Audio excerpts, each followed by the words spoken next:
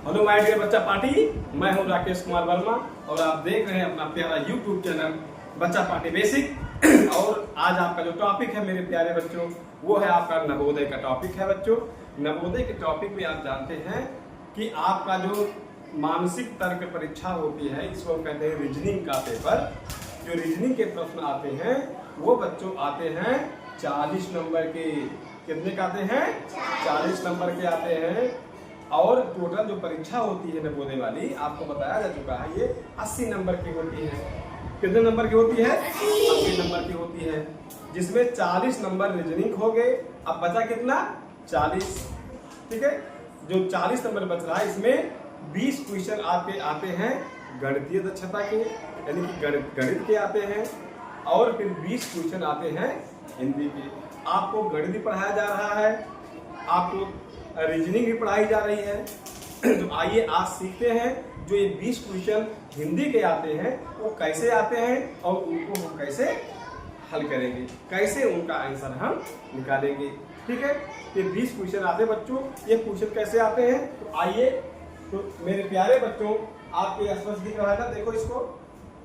अब देखो, ये आपका अनुच्छेद है, यानी कुछ गद्य के रूप में कुछ वाक्य लिखे होते हैं, कोई कहानी लिखी होती है। ठीक है, और फिर इसी वाक्य से संबंधित नीचे 5 प्रश्न दिए गए होते हैं। ठीक है, हमें इन्हीं अनुच्छेद पर आधारित इन प्रश्नों में से सही उत्तर चुनना होता है। और ऐसे अनुच्छेद हमारे पास या पेपर में आएंगे 4। तो एक अनुच्छेद में आएगा 5 क्वेश्चन आपके लिए, तो 4 अनुच्छेद में 5 को 20 क्वेश्चन आएगा हिंदी। ठीक है, तो चलिए इन अनुच्छेद को कैसे हम क्या करने वाले हैं बच्चों। अब देखिए, इस अनुच्छेद को सबसे पहले क्या करते हैं हम 2 बार 3 बार, आपके पास पर्याप्त समय है, 2 बार 3 बार 4 बार इसको बहुत आराम से पढ़िए और इसका मतलब आप समझिए। ठीक है, अब देखिए लिखा है अनुच्छेद 3। ठीक है, क्या है ये? अश्वमेध यज्ञ एक ऐसा आयोजन होता था। अश्वमेध यज्ञ कैसा आयोजन होता था जिसमें एक घोड़े को राजा के लोगों की देख रेख में स्वतंत्र विचरण के लिए छोड़ दिया जाता था। यानी अश्वमेध यज्ञ क्या होता था? शुरुआत में इसमें राजा द्वारा एक घोड़े को उनके सैनिकों के, राजा के लोगों की, जो उनके सैनिक होते थे, उनकी देख रेख में एक घोड़ा स्वतंत्र रूप से छोड़ दिया जाता था। तो घोड़ा जहां जहां से जाता था, ठीक है, उसके पीछे उस राजा की सेना चलती थी। अगर कोई दूसरे राज्य में घोड़ा गया तो वहां का राजा घोड़े को रोक लिया, इसका मतलब वहां के राजा से जो घोड़े के पीछे सैनिक होते से लड़ाई करनी पड़ती थी। अगर नहीं रोक रहा है, इसका मतलब इस राजा की बात उन्हें मानना पड़ता था। वही आगे लिखा गया है, इस घोड़े को किसी दूसरे राजा ने रोका तो उसे वहां अश्वमेध यज्ञ करने वाले राजा से लड़ाई करनी पड़ती थी। अगर उन्होंने घोड़े को जाने दिया, इसका मतलब यह होता था कि अश्वमेध यज्ञ करने वाला राजा उनसे ज्यादा शक्तिशाली था। यानी कि अगर घोड़ा कोई नहीं रोकता है, इसका मतलब वो वहां का राजा वो हार मान लेता है। इसके बाद उन राजाओं को यज्ञ में आमंत्रित किया जाता था। यानी कि जो राजा हार मान लेते थे या युद्ध में हार जाते थे, तो जब राजा जो घोड़ा छोड़ा रहता था, जब यज्ञ करता था, ठीक है, कार्यक्रम करता था, तो उसमें उनको यज्ञ में आमंत्रित, उनको न्योता दिया जाता था। इसके लिए उन्हें उपहारों से सम्मानित किया जाता था। अश्वमेध यज्ञ करने वाला राजा बहुत शक्तिशाली माना जाता था। यज्ञ में आमंत्रित सभी राजा उसके लिए उपहार लाते। ये कहानी हमने एक बार पढ़ा। आपका जब आप अभ्यास करेंगे अपने पुस्तक पे, तो इस प्रश्न को जो आपका ये अनुच्छेद दिया गया है, इसको आप कम से कम 2 बार 3 बार आप जरूर पढ़िए। समझ रहे ना आप? चलिए, अब यहाँ प्रश्न है। पहला प्रश्न क्या है? अश्वमेध यज्ञ में राजा के लोगों की देख रेख में एक क्या होता था? गाय छोड़ी जाती थी कि घोड़ा छोड़ा जाता था, कुत्ता छोड़ा जाता था कि हाथी? क्या छोड़ा जाता था? क्या छोड़ा जाता था? घोड़ा। नो बेटा, अच्छा, नो, वेरी गुड, ठीक है बच्चों, देखिए क्या छोड़ा था, तो मेरे प्यारे बच्चा पार्टी, मेरी दुलारी बच्चा पार्टी, आपका आंसर इसका बी रहेगा। आपका आंसर इसका बी रहेगा। क्या, एक घोड़ा छोड़ा था। बताओ इस तरह से अगर आ जाएगा आप इसको हल कर सकते, नहीं कर सकते? आगे बढ़े। आप लोगों ने निपुण की परीक्षा में इस तरह के प्रश्न किए हैं ना, जब पढ़ते थे मोबाइल पे, इसके बाद उस पर प्रश्न पूछता था, वैसे ये भी है, सेम वैसे है। अब आगे देखिए दूसरा प्रश्न क्या है। अश्वमेध यज्ञ करने वाला राजा क्या माना जाता था? बहुत कमजोर, बहुत शक्तिशाली। आपका भी वाला आंसर ठीक है बेबी, ओके, बात समझ में आ रही है? आगे बढ़े हम। बेटा इसमें एक अनुच्छेद पे 5 क्वेश्चन आते हैं, ठीक है। हमने आपके सामने सॉल्व किया 2 क्वेश्चन। आज आते हैं तीसरे पे। तीसरा क्या कह रहा है? अश्वमेध यज्ञ विशिष्ट द्वारा संपन्न किया जाता था। अश्वों द्वारा, भिक्षुओं द्वारा, देवताओं द्वारा, पुरोहितों द्वारा? नहीं, पुरोहितों के द्वारा, ठीक है। आगे देखिए उसमें क्या कह रहा है, ये देखिए क्या लिख रहा है, यज्ञ विशिष्ट पुरोहितों के द्वारा संपन्न किया जाता था। इसी में लिखा है, कहीं हमें अलग से दिमाग नहीं लगाना है, ठीक है। इसलिए कह रहे एक बार पढ़ो, 2 बार पढ़ो। किसके द्वारा संपन्न किया जाता था? विशिष्ट पुरोहितों के द्वारा। तो इसका ऑप्शन क्या रहेगा बच्चों? ऑप्शन सी वाला हो जाएगा। कौन सा ऑप्शन रहेगा? ऑप्शन सी हो जाएगा, पुरोहितों के द्वारा। किसके द्वारा? पुरोहितों के द्वारा। आगे बढ़े। चौथा देखिए आप लोग, घोड़ा देश का पर्यायवाची नहीं है। तो मेरे प्यारे बच्चों, घोड़े का पर्यायवाची नहीं है। देखो 4 ऑप्शन दिए गए हैं, इसमें से किसी एक चीज का मतलब घोड़ा नहीं है, बाकी तीनों का मतलब घोड़ा होता है। तो देखो बच्चों, तुरंग माने घोड़ा, आपको पर्यायवाची पढ़ाया गया है। तुरंग माने घोड़ा, घोटक माने घोड़ा, अश्व माने घोड़ा। आप संस्कृत पढ़ते होंगे ना, अश्वधावती, घोड़ा दौड़ता है। अश्व धावता, 2 घोड़े दौड़ते हैं। अश्वाह धावंती, बहुत से घोड़े दौड़ते हैं। ऐसे संस्कृत में पढ़ा गया ना। तो अश्व माने घोड़ा। तो बच्चों ये भी घोड़ा है, ये भी घोड़ा है, ये भी घोड़ा है। और धेनु माने गाय, धेनु माने कहते हैं कामधेनु है, कामधेनु नाम सुने ना? तो कामधेनु, धेनु माने गाय है। तो बच्चों ये जो धेनु है ये गाय की पर्यायवाची है, ये घोड़ा की पर्यायवाची नहीं है। इसलिए हमारा डी वाला ऑप्शन सही रहेगा। आ जाते हैं 5वें क्वेश्चन पे मेरे प्यारे, मेरे दुलारे बच्चों। शक्तिशाली शब्द है, शक्तिशाली शब्द है, क्या है? क्रिया विशेषण, क्रिया विशेषण, नो। शक्तिशाली, वो बहुत शक्तिशाली व्यक्ति है। क्या है बच्चों? ओके, चलिए आगे बढ़ते हैं डियर। देखिए अनुच्छेद 4 आपके सामने खुल रहा है। अनुच्छेद दिख रहा है आपस से, दिख रहा है। अब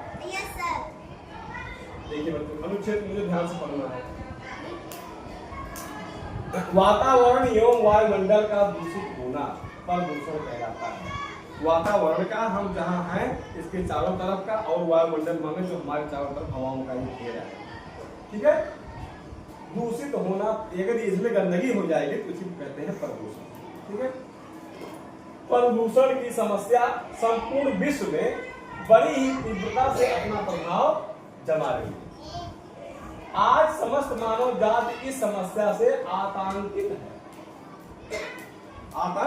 है और विश्व का प्रत्येक देश अपने अपने ढंग से इस समस्या के उचित समाधान में संलग्न है।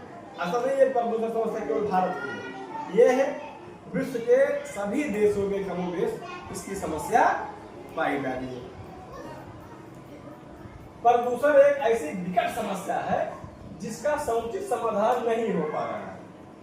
वैज्ञानिकों का मत है कि समय रहते हुए तत्काल फैल रहे इस प्रदूषण को सही ढंग से नियंत्रित नहीं किया गया तो आगामी दशकों में, दशकों मतलब 10 साल को एक दशक कहते हैं, 10 साल को, ठीक है, आगामी 10 सालों में संपूर्ण धरती किसी भी जीवधारी के रहने योग्य नहीं होगी, नहीं रहेगी। प्रदूषण का प्रभाव पेड़ पौधों पर भी होगा। यह सस्य श्यामला धरती, सस्य श्यामला माने होती है हरी हरी धरती। आपकी एक किताब में भी हरी भरी धरती, सस्य श्यामला धरती विकृत पेड़ पौधों के कारण, विकृत माने आड़े तिरछे खराब पेड़ पौधों को अपनी संपूर्ण सुंदरता एवं उपादेयता खो देगी। उपादेयता माने उससे मुझे लाभकारी प्रभाव मिलते हैं, ठीक है। अब चलिए इसमें जो प्रश्न है, ठीक है,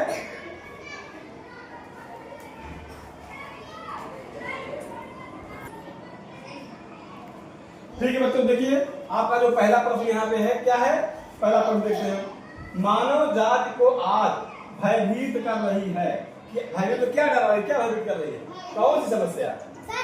प्रदूषण की समस्या, वातावरण की समस्या, संपूर्ण विश्व की समस्या, वायुमंडल की समस्या, प्रदूषण की समस्या, ठीक है। जो पूछा जाएगा वही बताओ, ठीक है बेटा, प्रदूषण की समस्या, ओके, क्लियर हुआ। इसको पढ़िए आप, इसी में देखिए प्रदूषण समस्या है, ठीक है। आगे बढ़ते हैं, क्वेश्चन नंबर 2। धरती का सौंदर्य के कारण बना हुआ है, ऊंचे भवनों के कारण, वैज्ञानिकों के कारण, जीवधारियों के कारण, पेड़ पौधों के कारण। नहीं, कहीं वैज्ञानिक शब्द आया है? इसमें कहीं यही गलती करते हो, इसमें कहीं वैज्ञानिक शब्द आया है? फिर क्यों आप वैज्ञानिक अलग से बोल रहे हो? ये जो कह रहा है इसी पे आपको उत्तर निकालना है, ठीक है, ठीक है। चलिए क्या रहेगा ऑप्शन डी, इसका रहेगा पेड़ पौधों का, ठीक है। अब जबकि ये जीवधारी हो, तो पेड़ पौधे जीव जंतु सभी जीवधारी कहे जाते हैं, तो बेहतर उत्तर हो जाएगा आपका जीवधारी। पेड़ पौधे भी तो जीवधारी हैं। चलिए आगे बढ़ते हैं, तीसरा प्रश्न। प्रत्येक देश प्रदूषण की समस्या का ढूंढने में लगा है, समस्या को उचित समाधान, सुंदरता, पेड़ पौधे, समस्या, ठीक है। तो प्रत्येक देश क्या कर रहा है? प्रदूषण की उचित समाधान, ठीक है, समस्या का उचित समाधान को ढूंढने में लगा हुआ है। उचित समाधान इसका हो जाएगा सी, ठीक। आपको हड़बड़ाहट नहीं उत्तर देना है, अपने मन से नहीं देना है। आपको जो ये अनुच्छेद पढ़ाया गया, आप जो अनुच्छेद पढ़ेंगे उसी के आधार पे आपको इसका आंसर देना है। चलिए आगे बढ़ते बच्चों, क्वेश्चन नंबर 4। खो देगी क्रिया काल है, एक क्रिया रहेगा बच्चों, खो देगी क्रिया का काल है, खो देगी, ठीक है। देखो 3 प्रमुख रूप से काल होते हैं। वर्तमान काल, जिसकी पहचान क्या है? हा, है ना, जा रही है, जाती है, खा रही है, खाती है, ये क्या है? वर्तमान काल है। दूसरा क्या है? भूतकाल, वो गया था, है ना, क्या हो गया? वो खाना खाया था, वो कल विद्यालय जा रही थी, यानी कि विद्यालय कल की बात हो गई, ये भूतकाल हो गया। और एक आता भविष्य काल, जिसमें आखिरी में गा शब्द आए, जैसे तुम जाओगे, तुम खाओगे, तुम पढ़ोगे, तुम लिखोगे, तो ये क्या हुआ? भविष्य काल हो गया। तो ये क्या है? खो देगी, ये कौन सा काल रहेगा? हाँ अंदा बताओ,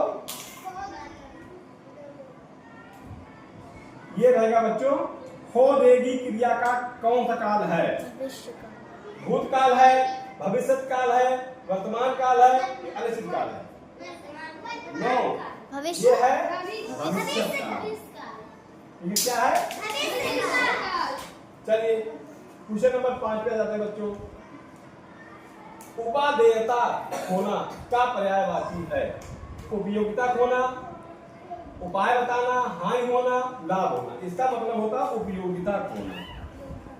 ठीक है, ये अनुच्छेद आपका आज 2 हो गया बच्चों।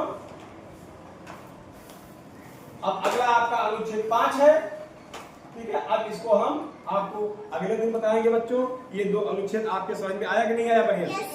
बस इसमें यही ध्यान देना है कि जो भी अनुच्छेद आपको मिले इसको क्या करना है, पूरे तरीका से, पूरे तन्मयता से, शुरू से लेके आखिरी तक अक्षर बाई अक्षर उसका मतलब समझते हुए आपको रीडिंग करना है। यूं कह लीजिए समझदारी के साथ आपको उसको पढ़ना है। कैसे पढ़ना है? समझदारी के साथ में आपको पढ़ना है। इसे कहते हैं अंग्रेजी में रीडिंग विद अंडरस्टैंडिंग, यानी कि कोई चीज पढ़ो उसका मतलब भी आपकी समझ में आए। ठीक है बच्चों, अगर आपको ये वीडियो क्लास पसंद आया हो तो चैनल को सब्सक्राइब करिए, लाइक करिए, दोस्तों में शेयर करिए। आगे मिलते हैं नेक्स्ट वीडियो में। Okay, thank you.